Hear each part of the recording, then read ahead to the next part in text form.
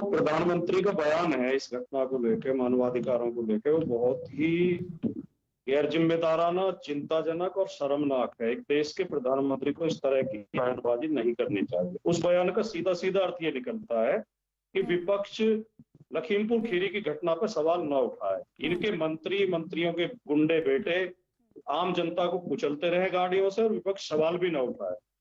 ये जो कहना, देखिए, जब गांव में किसी का बेटा शराब पी के आता है, बदतमीजी करता है और उसके घर शिकायत लेके जाते हैं, तो जो अच्छा बाप होता है वो अपने बेटे को समझाता है, जिम्मेदारी लेता है, आइंदा गलती नहीं होगी। और जो नालायक बाप होते हैं वो कहते हैं अरे पूरे गांव बच्चे शराब पी रहे हैं, मेरे बच्चा थोड़ी का है। तो यही बीजेपी का तरीका है। जब ये इनकी इतनी शर्मनाक घटना इतनी बेशर्मी के साथ बचाव करते हैं कि दूसरी जगह मानवाधिकार के सवाल क्यों नहीं उठाते?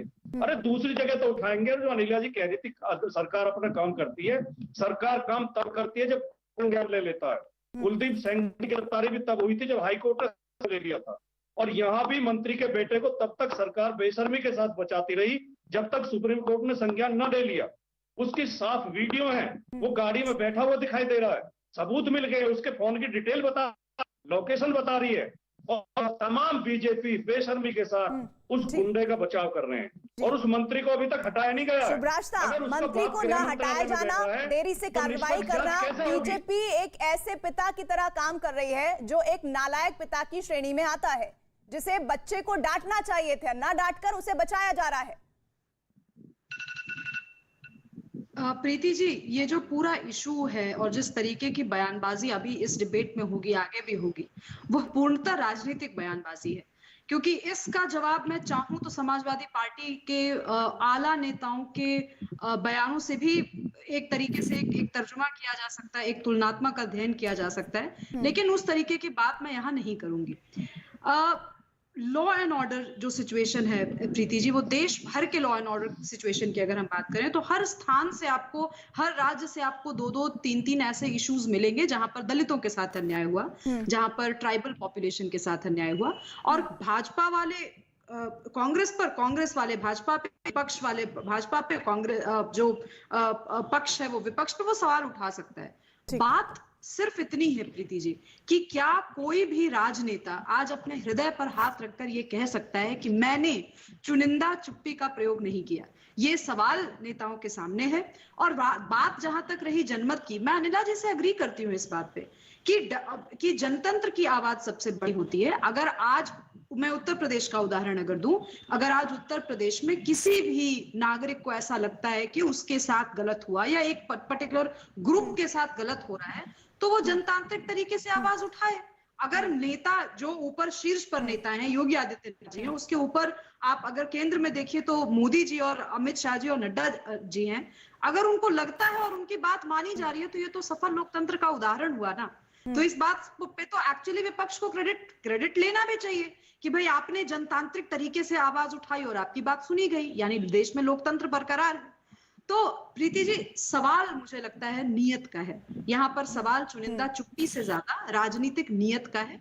और हर बार 5 साल के बाद जब भी लोग वोट करते हैं, चाहे वो राज्य स्तर पे करें या राष्ट्र स्तर पे करें, तो किसकी नीयत साफ है या नहीं, उस हिसाब से सरकारें बनती हैं।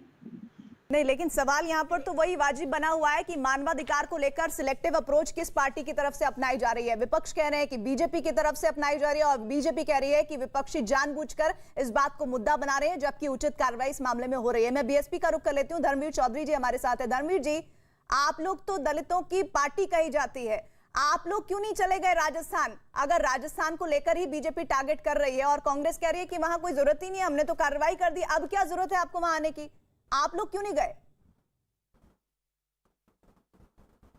देखिए प्रीति जी, अगर दलितों पर कहीं भी कोई अत्याचार होगा तो बहुजन समाज पार्टी उनके साथ खड़ी हुई है। हमारी प्रदेश की यूनिट, प्रदेश के प्रभारी हनुमानगढ़ भी गए, अलवर भी गए, और पूरे देश में कहीं भी अत्याचार होगा बहुजन समाज पार्टी तुरंत उनके साथ खड़ी हुई है। लेकिन मैं कोई बड़ा नेता गया कि नहीं गया? बीजेपी के लोगों से पूछना चाहता हूँ, रणवीर जी, कोई बड़ा नेता जिन्हें जानती है जनता, वो गए कि नहीं गए? हाँ बिल्कुल। देखिए प्रीति जी, जहां कहीं भी कोई किसी भी समाज पर अत्याचार होगा, बहुजन समाज पार्टी उस पर तुरंत कार्रवाई करती है। आदरणीय बहन कुमारी मायावती जी ने अपने ट्वीट के माध्यम से, और जो प्रदेश की यूनिट है, हमारी प्रभारी है, वो वहां पर तुरंत पहुंचे हैं। चाहे वो अलवर की घटना हो, चाहे वो हनुमानगढ़ की घटना हो, और चाहे वो बाराबंकी की घटना या लखीमपुर खीरी की घटना हो।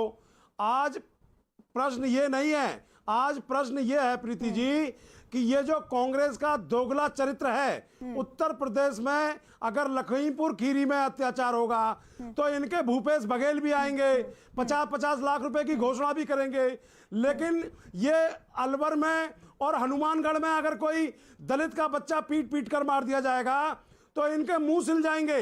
ये इनका दोहरा चरित्र है। और ये कांग्रेस और बीजेपी दोनों जो है एक ही थाली के चट्टे बट्टे हैं, खासकर दलितों के मामले में। आज भी बात बोल दी है यहाँ पर कंपटीशन होता है। बीजेपी एक ही साथ की पार्टियां हैं, मैं क्या ही बोलूं, लेकिन आप लोगों की लड़ाई ट्विटर पर लड़ती है मायावती, ये तो साफ दिखता है। मुकेश जी, आप पर आरोप लगा रही है बीएसपी कि आप लोगों से कुछ हो नहीं रहा है राजस्थान में, और दलितों पर देखिए ये फैक्ट ये भी है कि दलितों पर 21% मामले बढ़े हैं अत्याचार के, बीते 2 साल का मैं ये डेटा बता रही हूं। क्यों ऐसा हो रहा है राजस्थान में?